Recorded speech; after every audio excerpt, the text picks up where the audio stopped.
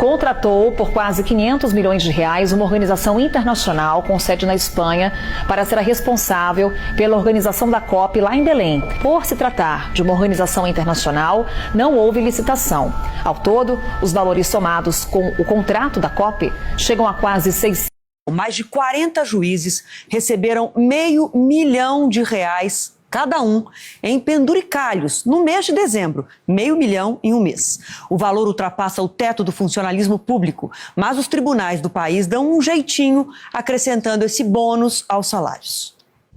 Auxílio funeral, educação para os filhos, gratificações natalinas e um extra para despesas médicas. São mais de 30 benefícios à disposição dos 19 mil juízes federais e desembargadores do Brasil. Resultado, eles acabam ganhando por mês, em média, cerca de R$80 mil, o dobro do teto do funcionalismo. Como a Constituição proíbe salários maiores que os dos ministros do Supremo, os chamados penduricalhos entram como direito eventual, mas não são incluídos nos vencimentos. Dados do Conselho Nacional de Justiça mostram que 41 juízes receberam mais de R$500 milhão em bônus em dezembro, 27 deles do Tribunal de Justiça de Rondônia. Super salários também foram pagos a 24 ministros do Tribunal Superior do Trabalho e para os 33 magistrados do Superior Tribunal Militar. Em nota, o TST afirmou que esses direitos eventuais não entram na conta do teto, porque não fazem parte do salário. A Justiça Militar declarou que os valores pagos em dezembro são relativos a anos anteriores, e o Tribunal de Rondônia não respondeu. Pelas contas do governo, Judiciário, Ministério Público e Tribunal de Contas são os campeões das gratificações acima do teto constitucional.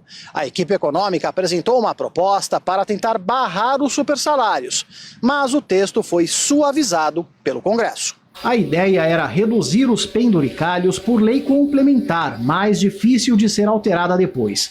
Mas deputados e senadores tiraram as gratificações da lista e estabeleceram que eventuais mudanças sejam feitas por lei ordinária, mais simples de ser aprovada, além de permitir a continuidade dos pagamentos até que a legislação seja definida, o que, segundo especialistas, tem impacto significativo no orçamento. Porque ela acaba legitimando práticas que, sem passar pelo Congresso, sem Alberto Piotto, sua opinião sobre essa informação, esta matéria exclusiva da revista Oeste sobre a tentativa de juízes auxiliares, sempre eles, né, como o Alexandre estava relembrando, sempre eles que falaram, use sua imaginação, a sua criatividade, aliás, e agora estavam tentando editar vídeos e imagens relacionados ao 8 de janeiro. O que vai acontecer a partir de agora? Muito boa noite.